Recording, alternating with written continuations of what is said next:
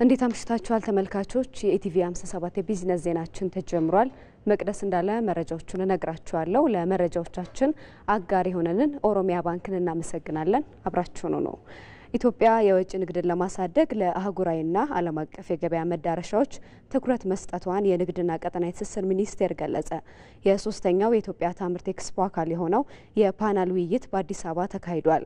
የንግድና ቀጠናዊ ትስስር ሚኒስትር ዴኤታ እንዳለው መኮንን ኢትዮጵያ የውጭ ንግድን ለማሳደግ ዘርፈ ብዙ ተግባራትን እያከናወነች ትገኛለች ብለዋል። ኢትዮጵያ የዓለም ንግድ ድርጅት አባል ለመሆን እያከናወነች ባለው ተግባር 5 የድርድር ሂደቶችን ማለፍ የቻለች ሲሆን በቀጣይም የሀገርን ጥቅም በሚያስጠብቅ መልኩ ተጠናክሮ እንደሚቀጥል ገልጸዋል።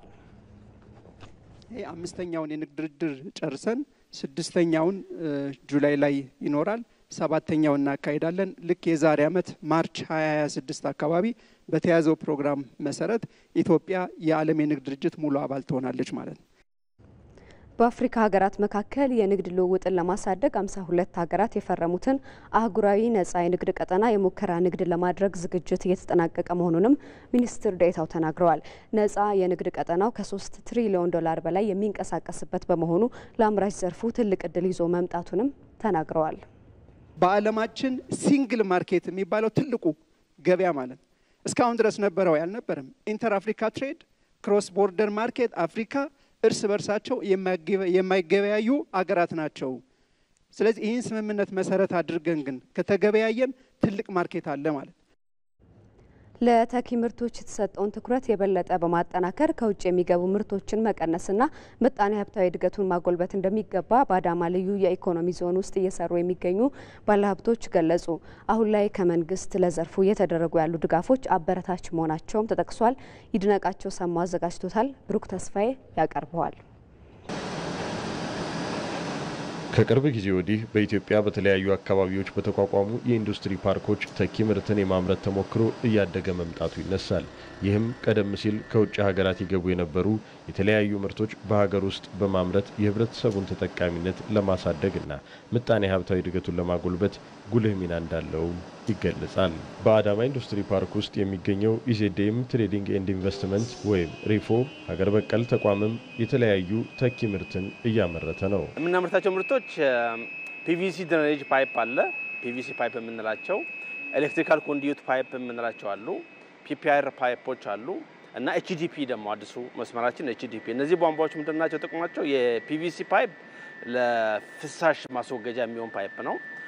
ኮንዲዩት ደግሞ ለኤሌክትሪክ መስመር ዝርጋታ የምንጠቀመው ነው።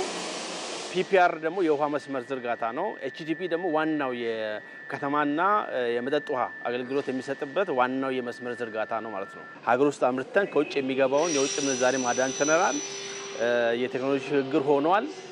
በእኛ ደግሞ አቅም ተፈጥሯል ማለት ነው። የኢንዱስትሪ ፓርኮች በኢትዮጵያ መተግበሩ ከዘርፉ የሚገኘውን ጥቅም ለማሳደግና ሌሎች ሀገራት የደረሱበት የእድገት ደረጃ ላይ ለመድረስ ትልቅ አቅም ይፈጥራል ሲሉ የፋብሪካው መስራችና ባለቤት እስመለ ዓለም ዘውዴ ይናገራሉ።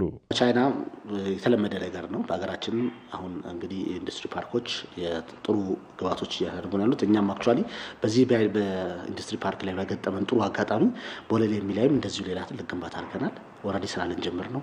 አሁን ደግሞ ድሬዳዋ ፍሪ ትሬድ ዞን ላይ እንደዚሁ ለግብአቶች ለሮ ማቴሪያልም ወይም ለምናመርታቸው እቃዎችም ኤክስፖርት ለማድረግ እንዲመቸን ድሬዳዋ ፍሪ ትሬድ ዞን ላይንም እንደዚሁ ከኢንዱስትሪ ፓርክ ወስደናል። የኢንዱስትሪ ፓርክ ጠቀሜታው ነገሮችን በቀላሉና በአጭር ጊዜ በአጭር ቦታ ነገሮችን መፈጸም የሚቻልበት ነው እና በአደራጅቱም ድርጅቱም ማለት ኢንዱስትሪ ፓርክ ቢሮ አፒዲሲ ሰርቪሳቸውም ከሌላው ዓለም ጋር የሚወዳደርና በጣም ተወዳዳሪ የሆነ አገልግሎት ነው የሚሰጠው።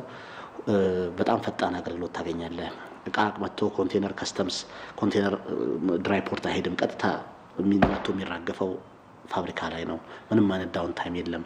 የተለያዩ ብዙ ፋሲሊቲዎች እዛው ላይ የምታገኝበት ነገር አለና የኢንዱስትሪ ፓርክ መኖር በጣም በጣም በጣም ትልቅ ፋይዳ አለው። እናም ለአምራች ተቋማቱ ድጋፍና እገዛ ተጠናክሮ ሊቀጥል ይገባልም ይላሉ። በኢንቨስትመንት ኮሚሽን በኩል ብዙ ጥሩ ማበረታቻዎች አሉ። ማሽነሪዎችን ቀረጻ ማስገባታችን የተወሰነ ጊዜ የፎይታ መኖሩ ሁሉ ነገር ጥሩ ናቸው።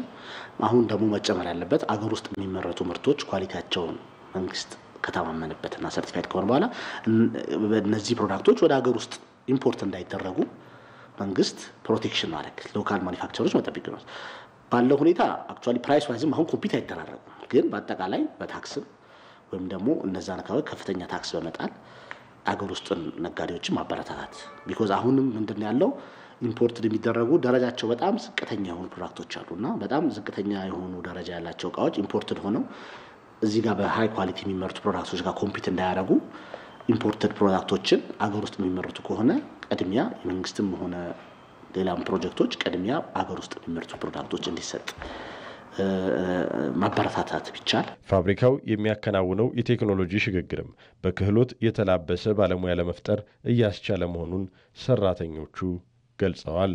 የተለያዩ ዕውቀቶች ሽግግር ከቻይኖቹ አርገን አሁን ላይ ሁሉም ነገር በእኛ ነው እየተሰራ ያለው ማለት ነው ያለ ምንም ጣልቃ ገብነት ለምሳሌ ይሄኛው የሃይድሮስታቲክ ዋተር ቴስት ይባላል ፕሬሸር የምንለካበት አንድ ፓይፕ የምናመርተው ፓይፕ ምን ያህል ፕሬሸር ይቋቋማል የምንለው የምናይበት ነው ማለት ነው። ፋብሪካው ከ160 በላይ ለሚሆኑ ዜጎች የሥራ ዕድል መፍጠሩም ተጠቁሟል።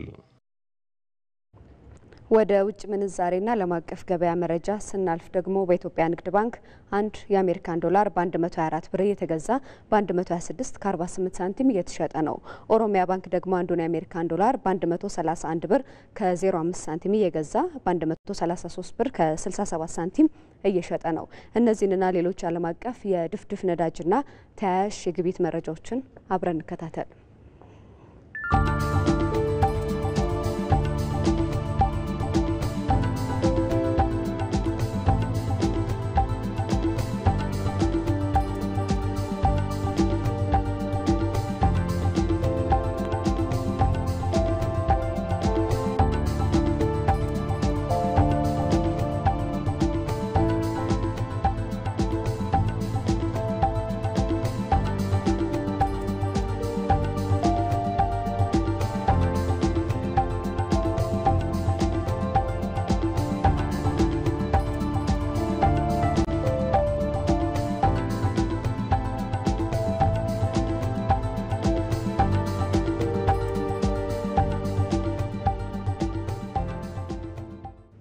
ተመልካቾች የኢቲቪ 57 የቢዝነስ ዜናችን አብቅቷል። መቅደስ እንዳለ መረጃዎቹን ነገርኳችሁ።